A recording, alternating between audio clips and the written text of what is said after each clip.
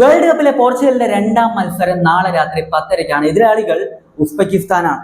Indian സമയം 10:30 കേട്ടോ. അപ്പോൾ ഈ ഉസ്ബെക്കിസ്ഥാനെതിരെ പോർച്ചുഗലിന്റെ ആ ഒരു സ്ക്വാഡിൽ, ആ ഒരു 11-ൽ ചില മാറ്റങ്ങൾ വരാനുള്ള സാധ്യതയുണ്ട്.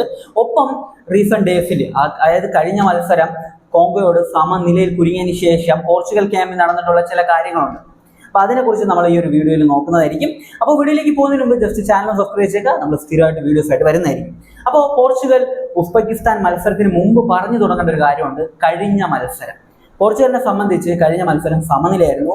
ഈ ഒരു ഗ്രൂപ്പിൽ ഏറ്റവും വീക്കർ ആയിട്ടുള്ള ടീം എന്ന് പറയുന്നത് ഉസ്ബെക്കിസ്ഥാനാണ്. അത് കഴിഞ്ഞാൽ കോങ്കോയാണ്. കോങ്കോയും ഉസ്ബെക്കിസ്ഥാനും ഓൾമോസ്റ്റ് സിമിലർ ആണ്. രണ്ടുപേരും ഒരു ട്രോഫി വെച്ച് തൂക്കാൻ പറ്റുന്ന ടൈപ്പ് ടീമുകളാണ്. അപ്പോൾ ആദ്യത്തെ മത്സരം സമനിലയായത് വലിയൊരു വെല്ലുവിളി തന്നെയാണ്. കാരണം എന്താ വെച്ച് കഴിഞ്ഞാൽ ഗ്രൂപ്പിൽ കൊളംബിയ പോലൊരു ശക്തരായിട്ടുള്ള ടീം ഉണ്ട് എന്നതാണ്. അപ്പോൾ ഈ ഒരു രണ്ടാമത്തെ മത്സരം മസ്റ്റ് വിൻ മത്സരമാണ്. Must win. എന്ത് ചെയ്തിട്ടാണെങ്കിലും രണ്ടാമത്തെ മത്സരം പോർച്ചുഗൽ ജയിക്കുമെന്ന് തന്നെയാണ് ഞാൻ പ്രതീക്ഷിക്കുന്നത്. പോർച്ചുഗലിനെ സംബന്ധിച്ച് വിജയത്തിൽ അപ്പുറം, അതായത് ജയത്തിനപ്പുറം വേറെ ചില കാര്യങ്ങൾ കൂടി നടക്കണം എന്നതാണ് എൻ്റെ ഒരു ആഗ്രഹം കേട്ടോ. അതായത് നമ്മൾ കഴിഞ്ഞ മത്സരത്തിൽ കണ്ടതാണ്, കോങ്കോക്കെതിരെ ഈ ഒരു പോർച്ചുഗൽ സമനിലയിൽ കുരുങ്ങി. ഒരു വലിയ സംഭവമൊന്നുമല്ല സത്യം പറഞ്ഞു കഴിഞ്ഞാൽ. ഈ ഒരു വേൾഡ് കപ്പ് എടുത്തു കഴിഞ്ഞാൽ ബ്രസീൽ സമനിലയിലാണ് തുടങ്ങിയത്, പിന്നെ ഈ ഒരു സ്പെയിന് സമനിലയിലാണ് തുടങ്ങിയത്, അതുപോലെ തന്നെ നെതർലാൻഡ് സമനിലയിലാണ് തുടങ്ങിയത്. പല വേൾഡ് കപ്പിലും പല ടീമുകളും സമനിലയോടും അതുപോലെ തന്നെ തോൽവിയോടൊക്കെ തുടങ്ങാറുണ്ട് വേൾഡ് കപ്പ്. എന്നിട്ട് വേൾഡ് കപ്പ് കപ്പും കൊണ്ട് പോകാറുണ്ട്. അപ്പൊ ഇതൊന്നും വലിയൊരു സംഭവമേ അല്ല. വേൾഡ് കപ്പ് നേടും എന്ന പ്രതീക്ഷയോടെ വരുന്ന ടീമുകൾ ഇതുപോലെ സമനിലയും അതുപോലെ തന്നെ ഈ ഒരു തോൽവിയൊക്കെ ആയിട്ട് ആദ്യത്തെ മത്സരം തുടങ്ങുന്നത് സർവ്വസാധാരണമായിട്ടൊരു സംഭവമാണ്. ഈ ഒരു വേൾഡ് കപ്പിൽ അങ്ങനെയാണ്, വരുന്ന വേൾഡ് കപ്പുകളിലും അങ്ങനെ തന്നെയായിരിക്കും, അതിലൊരു സംശയം വേണ്ട. പക്ഷേ ഇവിടെ പ്രശ്നം എന്താണെന്ന് വെച്ച് കഴിഞ്ഞാൽ കോങ്കോയോട് ഇവർ സമനിലയിൽ കുരുങ്ങിയ മത്സരം നിങ്ങൾ എടുത്തു നോക്കിക്കഴിഞ്ഞാൽ ബാക്ക് പാസിന്റെ അയ്യര് കളിയായിരുന്നു. ഒരാവശ്യമില്ലാതെ കുറേ ബാക്ക് പാസസ്. അത് മാത്രമല്ല, ഒരു കോർഡിനേഷൻ ഇല്ലായ്മ, ഒരു സ്ട്രക്ചർ ഇല്ലായ്മ, ചാൻസസ് ക്രിയേറ്റ് ചെയ്യുന്നില്ല.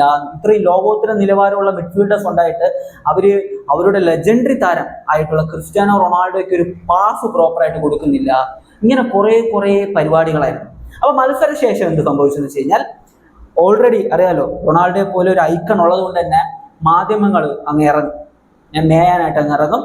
അവർ പല കഥകൾ അങ്ങ് അടിച്ചുവിടും. ടീമിനകത്ത് പ്രശ്നം, ടീമിന് വെളിയിൽ പ്രശ്നം, അവിടെ പ്രശ്നം, ഇവിടെ പ്രശ്നം, ഈ പ്ലെയർ ആയിട്ട് പ്രശ്നം, ആ പ്ലെയർ ആയിട്ട്, അങ്ങനെ കുറേ സംഭവങ്ങൾ വരും. അപ്പൊ ഇതിനിടയിൽ ആ ഒരു മത്സരത്തിന് ശേഷം ജാവോ നവാസിന്റെ ഒരു പ്രസ്താവന ഉണ്ടായിരുന്നു. അതും വലിയ രീതിയിൽ ചർച്ച ചെയ്യപ്പെട്ട ഒരു പ്രസ്താവനയാണ്. എനിക്ക് ഒട്ടും മനസ്സിലാകാത്ത കാര്യം എന്ന് പറയുന്നത്, 10 വർഷങ്ങൾക്ക് മുമ്പായിരുന്നു ഈ ഒരു പോർച്ചുഗൽ എന്ന് പറയുന്ന രാജ്യം അവരുടെ ചരിത്രത്തിലെ ആദ്യത്തെ ട്രോഫി നേട്ടം സ്വന്തമാക്കുന്നത് യൂറോ നേടിക്കൊണ്ട്. അപ്പൊ അന്ന് ആ യൂറോ നേട്ടത്തിൽ, യൂറോയിലെ ഒരു ടോപ്പ് സ്കോറർ റൊണാൾഡോ അല്ല, ബെസ്റ്റ് പ്ലെയർ റൊണാൾഡോ അല്ല, എല്ലാം ഓക്കെ. പക്ഷെ ആ യൂറോയിൽ പോർച്ചുഗലിന്റെ ഏറ്റവും ബെസ്റ്റ് പ്ലെയർ റൊണാൾഡോ ആയിരുന്നു. റൊണാൾഡോ ഇല്ലെങ്കിൽ ആ യൂറോ നേടാൻ പറ്റുമെന്ന് ചോദിച്ചു കഴിഞ്ഞാൽ അത് വലിയൊരു ക്വസ്റ്റ്യൻ മാർക്കാണ്. കഷ്ടമാണ്, എനിക്ക് തോന്നുന്നില്ല നേടാൻ പറ്റും. അപ്പൊ അങ്ങനെയുള്ള റൊണാൾഡോയെ പോലെ ഒരു താരത്തിനോട് അന്ന് 10 വയസ്സുള്ള ഒരാൾക്ക് ഒരു എന്താ പറയുക, ഒരു ആരാധന തോന്നത്തില്ലേ, ഒരു ഇഷ്ടം തോന്നത്തില്ലേ, ഒരു ഐക്കണായിട്ട് തോന്നത്തില്ലേ? ജാവോ നവാസിന് ഇപ്പൊ 21 വയസ്സാണ്. അതായത് ആദ്യം ആ ഒരു യൂറോ നേടുന്ന സമയത്ത് 10 വയസ്സാണ് ആൾക്ക്, 10-11 വയസ്സ്. അപ്പൊ ആൾക്ക് അങ്ങനെ തോന്നത്തില്ലേ? ആള് പറഞ്ഞ ആ പ്രസ്താവന നിങ്ങളെല്ലാവരും കേട്ട് കാണും. ഞാൻ വീണ്ടും അതിനെക്കുറിച്ചൊന്നും കൂടുതൽ സംസാരിക്കുന്നില്ല, നിങ്ങളെല്ലാവരും കേട്ട് കാണും. അപ്പോൾ ടീമിലെ പല ആൾക്കാരും, അതായത് ബ്രൂണോ ഫെർണാണ്ടസ് ഉൾപ്പെടെ പല പ്ലേയേഴ്സിനും ഇതേ മെന്റാലിറ്റി ആണെന്നാണ് പല ആളുകളും പറയുന്നത്. റൊണാൾഡോ ഒരു സാധാരണ പ്ലെയർ ആണ് എന്ന രീതിയിലുള്ള ഒരു മെന്റാലിറ്റി. ഇത് നമുക്ക് നന്നായിട്ട് അറിയാൻ പറ്റുന്ന ഒരു മത്സരമായിരിക്കും വരാൻ പോകുന്ന ഉസ്ബെക്കിസ്ഥാനെതിരെയുള്ള മത്സരം. ടീം നല്ല കോർഡിനേഷനോടെ റൊണാൾഡോയ്ക്ക് കുറെ പാസ്സൊക്കെ കൊടുത്ത് റൊണാൾഡോ കിടിലനായിട്ട് ഗോളുകളൊക്കെ നേടി ഒരു വിജയം ടീം സ്വന്തമാക്കി കഴിഞ്ഞാൽ ടീമിന്റെ പ്രഷർ, ഇപ്പൊ കിട്ടുന്ന പ്രഷർ ഉണ്ടല്ലോ, അത് പകുതിയായിട്ട് കുറയും. ഇപ്പൊ ഫാൻസിന്റെ ഭാഗത്ത് നിന്ന് പ്രഷറുണ്ട്, ഹേറ്റേഴ്സിന്റെ ഭാഗത്ത് നിന്ന് പ്രഷറുണ്ട്, അതുപോലെ തന്നെ ഈ players, X players, coach, X coach, അങ്ങനെ സകലമാന കോർണറിൽ നിന്നും ഈ ഒരു ടീമിനെ കോർണർ ചെയ്ത് വെച്ചിരിക്കുകയാണ്. ഇതിൻ്റെ ഒന്നും ആവശ്യമേ ഇല്ല സത്യം പറഞ്ഞു കഴിഞ്ഞാൽ. സത്യം പറഞ്ഞാൽ അവരൊരു വേൾഡ് കപ്പ് പോലും ഇതുവരെ നേടാത്ത ഒരു ടീമാണ്. വേൾഡ് കപ്പ് നേടാൻ ഏറ്റവും കൂടുതൽ സാധ്യത കൽപ്പിക്കുന്ന ഒരു ടീം. നല്ല സ്ക്വാഡുണ്ട്, അവരുടെ ചരിത്രത്തിൽ ഏറ്റവും നല്ലൊരു സ്ക്വാഡുമായിട്ടാണ് വേൾഡ് കപ്പിന് വരുന്നത്.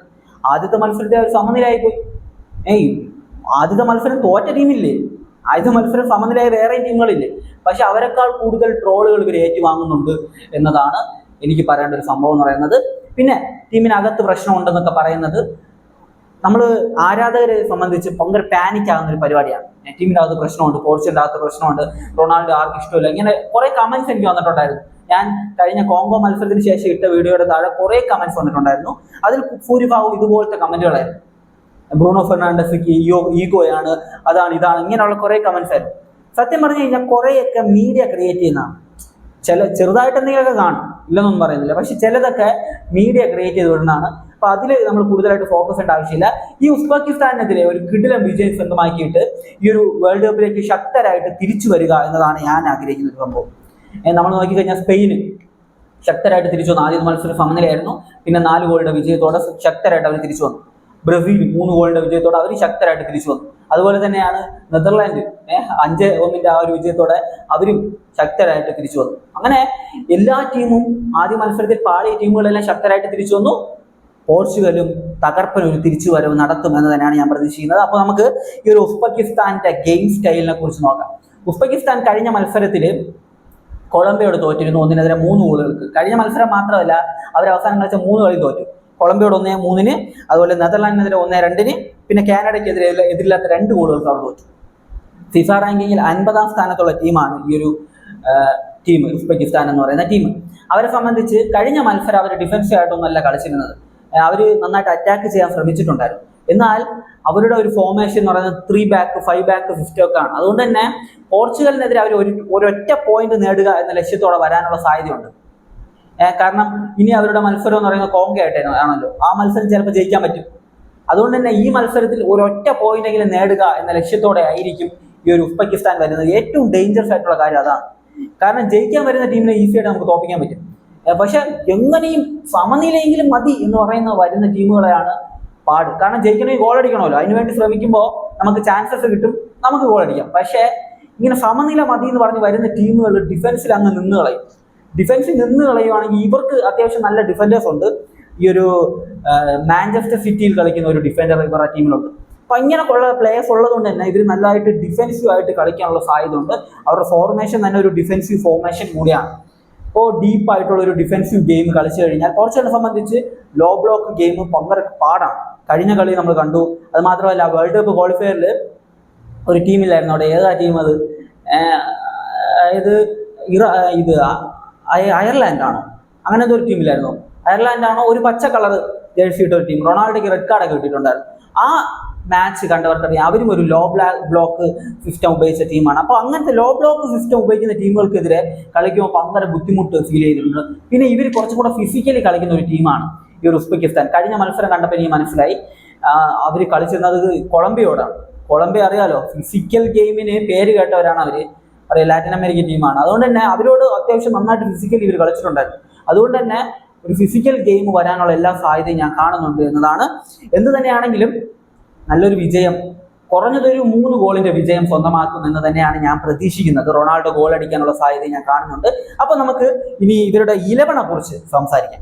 11 കുറിച്ച് നോക്കുന്ന സമയത്ത് കീപ്പറായിട്ട് അവിടെ ഒരു മാറ്റവും കാണില്ല, ഡിയാഗോ കോസ്റ്റയായിരിക്കും. അതുപോലെ തന്നെ ലെഫ്റ്റ് ബാക്ക് റൈറ്റ് ബാക്ക് പൊസിഷനിൽ ജാവോ കാൻസലോയും ന്യൂനോ മെൻഡസും അവിടെയും മാറ്റങ്ങൾ കാണുന്നില്ല. കഴിഞ്ഞ മത്സരത്തിൽ ഈ 2 പേരും ശോകം പെർഫോമൻസ് ആയിരുന്നു നടത്തിയത്. പക്ഷെ ലോകത്തെ one of the best left back ആണ് ഈ ഒരു ന്യൂനോ മെൻഡസ്. റൈറ്റ് ബാക്ക് പൊസിഷനിൽ കളിക്കുന്ന ജാവോ കാൻസലോ അസാധ്യ ടാലന്റ് ഉള്ള പ്ലെയർ ആണ്. ബാഴ്സയ്ക്ക് വേണ്ടി കിടിലൻ കളിയാണ് കഴിഞ്ഞ സീസണിൽ കളിച്ചിട്ടുള്ളത്. അപ്പൊ അതുകൊണ്ട് തന്നെ ഇവരെ മാറ്റാനുള്ള സാധ്യത ഞാൻ കാണുന്നില്ല. ഇനി ഡിഫൻസിൽ ഒരു വലിയൊരു ബിഗ് ചേഞ്ച് അവിടെയാണ് ഞാൻ പ്രതീക്ഷിക്കുന്നത്. റൂബൻ ഡയസ് ആള് ഫിറ്റായി എന്നൊക്കെയാണ് പറയുന്നത്. ആള് തിരിച്ചു വരണം, അല്ലെങ്കിൽ ഈ ഡിഫൻസ് വെറും വേസ്റ്റ് ഡിഫൻസാണ്. വെള്ളത്തിൽ വരച്ച വര പോലെയാണ് ഈ ഒരു ഡിഫൻസ്. കഴിഞ്ഞ മാച്ചൊക്കെ നമ്മൾ കണ്ടാണ്, ഭയങ്കര ശോകം ഡിഫൻസാണ്. അപ്പോൾ ഡയസ് വന്നു കഴിഞ്ഞാൽ അത് അത്യാവശ്യം സെറ്റ് ആകുമെന്നാണ് ഞാൻ പ്രതീക്ഷിക്കുന്നത്. പിന്നെ റെനറ്റോ വർഗീസ് എന്ന് പറയുന്ന ഒരു പ്ലെയർ ഉണ്ട്, ആള് അത്യാവശ്യം നന്നായിട്ട് കളിക്കും. അപ്പൊ ഇവര് രണ്ടുപേരും വന്നു കഴിഞ്ഞാൽ, റൂബൻ ഡയസ് വന്നു കഴിഞ്ഞാൽ സെറ്റ് ആയിട്ട് ആ ഡിഫൻസ് പോകുമെന്നാണ്. മിഡ്ഫീൽഡിലേക്ക് വന്നു കഴിഞ്ഞാൽ വിറ്റീഞ്ഞ, ജവനോസ്, ഇവർ കഴിഞ്ഞ മത്സരത്തിൽ അവരുടെ റോള് അത്യാവശ്യം നന്നായിട്ട് തന്നെ ചെയ്തിട്ടുണ്ടായിരുന്നു. ജവനോസ് ഗോൾ നേടിയെന്ന് മാത്രമല്ല, വിറ്റീഞ്ഞ കുറെ പാസസ് ഒക്കെ ചെയ്തിട്ടുണ്ടായിരുന്നു. വിറ്റീഞ്ഞയും ജവനോസും രണ്ടുപേരും ഡിഫൻസീവ് മിഡ്ഫീൽഡ് കാറ്റഗറി വരുന്ന പ്ലേയേഴ്സ് അല്ല. നമുക്ക് തോന്നും ഡിഫൻസീവ് മിഡ്ഫീൽഡേഴ്സ് അല്ലേ എന്നത്, പക്ഷേ ഡിഫൻസീവ് മിഡ്ഫീൽഡേഴ്സിന്റെ ആ ഒരു കാറ്റഗറി വരുന്ന പ്ലേയേഴ്സ് അല്ല. ഇവരൊരു ഡീപ് ലൈൻ പ്ലേ മേക്കേഴ്സ് എന്ന് പറയും. അതായത് ഡബിൾ പ്യൂട്ട് സിസ്റ്റത്തിൽ കളിക്കുന്ന രണ്ട് players, deep line play makers എന്ന് പറയുന്ന പ്ലേയേഴ്സ് ആണ് ഈ ഒരു രണ്ട് പ്ലേയേഴ്സ്. അപ്പോൾ അങ്ങനത്തെ പ്ലേയേഴ്സിനെ സംബന്ധിച്ച് ഇവർ ചാൻസസ് നന്നായിട്ട് ക്രിയേറ്റ് ചെയ്യും. നല്ല ഡിഫൻസീവ് ആയിട്ടുള്ള കോൺട്രിബ്യൂഷൻസ് ഇവരിൽ നിന്ന് വരും, അറ്റാക്കിംഗ് കോൺട്രിബ്യൂഷൻസ് വരും. ഡിഫൻസീവ് മിഡ്ഫീൽഡേഴ്സ് എന്ന് പറയുമ്പോൾ അവരുടെ ഭാഗത്ത് നിന്ന് ഡിഫൻസീവ് കോൺട്രിബ്യൂഷൻസ് ഹോൾഡ് ചെയ്യുന്ന പരിപാടി മാത്രമേ കാണത്തുള്ളൂ, അറ്റാക്കിംഗ് കോൺട്രിബ്യൂഷൻസ് ഒന്നും വരത്തില്ല. പക്ഷെ ഇവിടെ അങ്ങനെയല്ല, ഇവരുടെ ഭാഗത്ത് നല്ല അറ്റാക്കിംഗ് കോൺട്രിബ്യൂഷൻസും വരും. അതുകൊണ്ട് തന്നെ ആ രണ്ട് പ്ലേയേഴ്സ് ആയിരിക്കും മിഡ്ഫീൽഡിൽ കളിക്കുക. പിന്നെ ബ്രൂണോ ഫെർണാണ്ടസ് ആണ് ആ ഒരു അറ്റാക്കിംഗ് മിഡ് പൊസിഷനിൽ കളിക്കുക. 4-2-3-1 ഫോർമേഷനിൽ ബ്രൂണോ ഫെർണാണ്ടസ് അറ്റാക്കിംഗ് മിഡിൽ വരുമ്പോൾ കിടിലൻ സീസൺ ആയിരുന്നു കഴിഞ്ഞ സീസൺ. പക്ഷെ കഴിഞ്ഞ മത്സരത്തിൽ അത്യാവശ്യം വളരെ മോശം ഒരു പെർഫോമൻസ് ആണ് ബ്രൂണോയുടെ ഭാഗത്ത് നമ്മൾ കണ്ടിട്ടുണ്ടായിരുന്നത്. ഇനി ലെഫ്റ്റിലും റൈറ്റിലും ആയിട്ട് വരുമ്പോൾ പെഡ്രോ നെറ്റോ തന്നെയായിരിക്കും ലെഫ്റ്റിൽ കളിക്കുക. കഴിഞ്ഞ മത്സരത്തിൽ അസിസ്റ്റ് നൽകിയത് പെഡ്രോ നെറ്റോ ആയിരുന്നു. ആൾ അത്യാവശ്യം നന്നായിട്ട് കളിക്കും ലെഫ്റ്റിൽ. റൈറ്റില് കോൺഫിസ കഴിഞ്ഞ മത്സരം സെക്കൻഡ് ഹാഫിൽ സബ്ബായിട്ട് ഇറങ്ങിയിട്ട് ആൾ അത്യാവശ്യം കളിച്ചിട്ടുണ്ടായിരുന്നു നന്നായിട്ട്. അപ്പോൾ കോൺഫിസ തന്നെയായിരിക്കും വരാൻ സാധ്യത. ബെർണാഡോ സിൽവയെ മാറ്റാനുള്ള സാധ്യത കാണുന്നു. സെന്റർ ഫോർവേഡ് ഒരു ഡൗട്ടും വേണ്ട, ക്രിസ്ത്യാനോ റൊണാൾഡോ ആണ്. റൊണാൾഡോ മാറ്റണം എന്നൊക്കെ പറഞ്ഞ് കുറേ എന്തൊക്കെ പറയുന്നുണ്ട്, അതൊക്കെ മണ്ടത്തരമാണ്. ക്രിസ്ത്യാനോ റൊണാൾഡോ തന്നെയാണ് സെന്റർ ഫോർവേഡ് പൊസിഷനിൽ. അദ്ദേഹത്തെ വെല്ലാനൊരു സെന്റർ ഫോർവേഡ് അവിടെ ഇല്ല എന്നത് ഇപ്പോഴും ഞാൻ പറയും. 41 വയസ്സായി, അതിൻ്റെതായിട്ടുള്ള ബുദ്ധിമുട്ടൊക്കെ ഉണ്ട്, ഇല്ലെന്നൊന്നും പറയുന്നില്ല. പക്ഷെ ഇപ്പോഴും ആൾക്ക് ഏത് ആംഗിളിൽ നിന്നും ഗോൾ അടിക്കാൻ പറ്റും, ഹെഡറിലൂടെയും അത് ഗ്രൗണ്ടിലാണെങ്കിലും എങ്ങനെയാണെങ്കിലും ഏത് ആംഗിളിൽ നിന്നും ഈസി ആയിട്ട് ഗോൾ അടിക്കാൻ പറ്റുന്ന കണ്ടീഷനിൽ തന്നെയാണ് ക്രിസ്ത്യാനോ റൊണാൾഡോ ഉള്ളത്, നോ ഡൗട്ട്, അതിലൊരു സംശയം വേണ്ട. റൊണാൾഡോ ആ ഒരു കണ്ടീഷനിൽ തന്നെയാണ് ഇപ്പോഴും ഉള്ളത്. ഇപ്പോൾ റൊണാൾഡോ തന്നെയായിരിക്കും അവിടെ കളിക്കാനുള്ള സാധ്യത ഉള്ളത്. പിന്നെ ഈ ഒരു ജൗ ഫിലിക്സ് വരാനുള്ള സാധ്യത ഉണ്ട്. റൊണാൾഡോയ്ക്ക് പകരമൊന്നും ആയിരിക്കത്തില്ല, ഒരുപക്ഷെ പെഡ്രോ നെറ്റോയ്ക്കോ ഇല്ലെങ്കിൽ ആ ഒരു കോൺസിസ്റ്റയുടെ പൊസിഷനിലോ അവിടെയൊക്കെ ഈ ഒരു വരാൻ സാധ്യതയുണ്ട് എന്നാണ് ജൗ ഫിലിക്സ്. കാരണം കഴിഞ്ഞ സീസൺ അത്യാവശ്യം നല്ല സീസണാണ് ജൗ ഫിലിക്സിന്റെ, കിടിലൻ സീസൺ ആയിരുന്നു കഴിഞ്ഞ സീസൺ.